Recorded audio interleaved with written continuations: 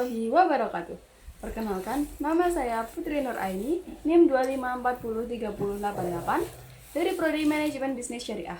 Pada kesempatan kali ini, saya akan menerangkan mengenai teori evolusi manajemen, mata kuliah pengantar manajemen.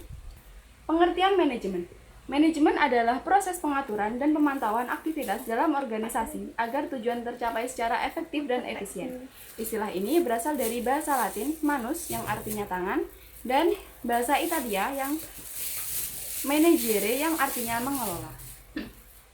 Fungsi utama manajemen meliputi perencanaan, pengorganisasian, pemimpin, dan pengendalian untuk memanfaatkan sumber daya manusia, finansial, dan material secara efisien.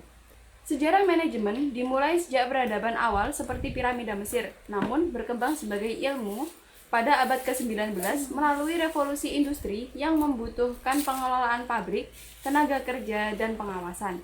Seiring waktu, ilmu manajemen terus mengalami perkembangan dengan hadirnya berbagai perspektif dan teori. Manajemen pada era manusia sosial. Era manusia sosial ini ditandai oleh aliran perilaku dalam pemikiran manajemen yang dimulai diakui sekitar tahun 1930-an.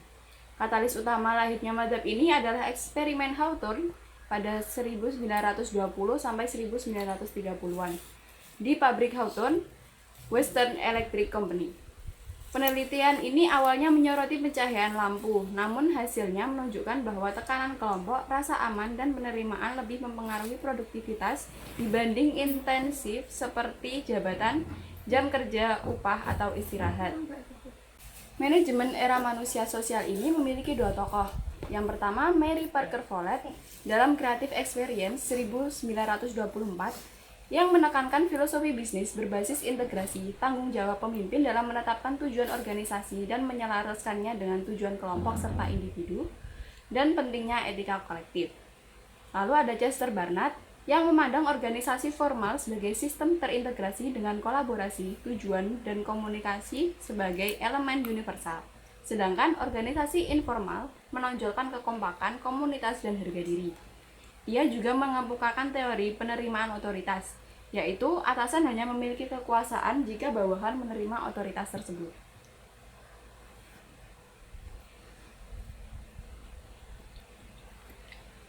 Manajemen pada era modern.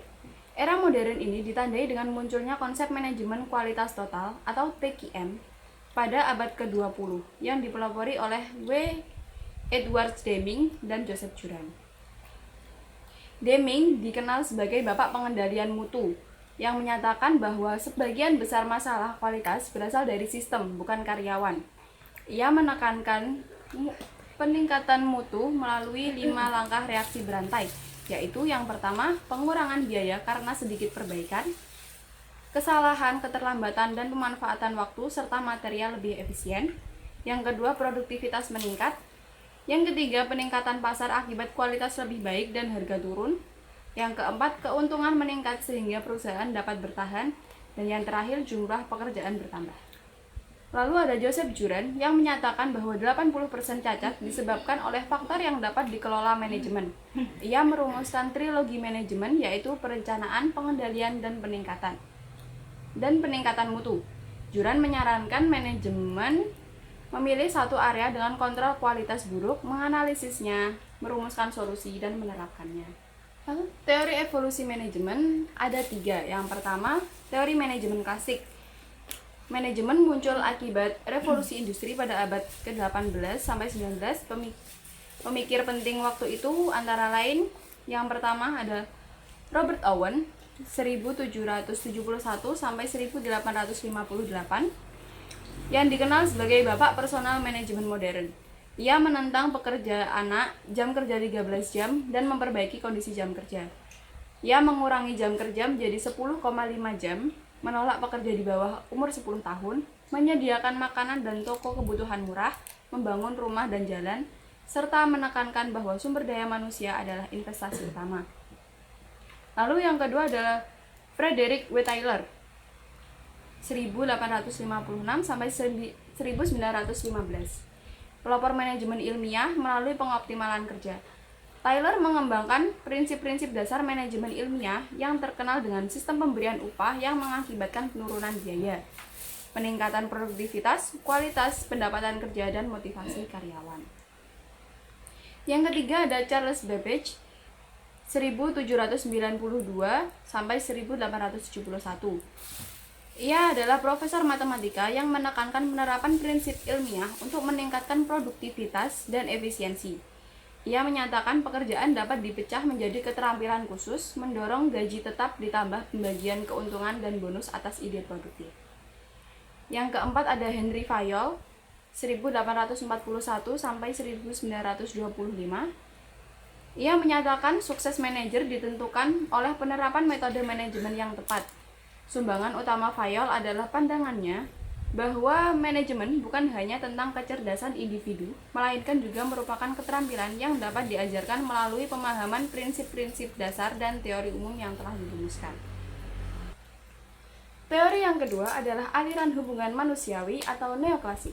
Manajemen mulai populer pada tahun 1950-an.